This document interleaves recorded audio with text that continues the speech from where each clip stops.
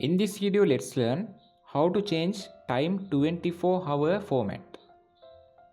Go to your mobile settings, scroll down this page and go to General Management option.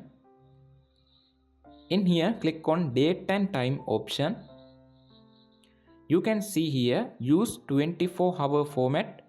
If you like to use 24-hour format, you can enable this feature. If you don't like this 24-hour format, you can disable it. You can see a preview in here.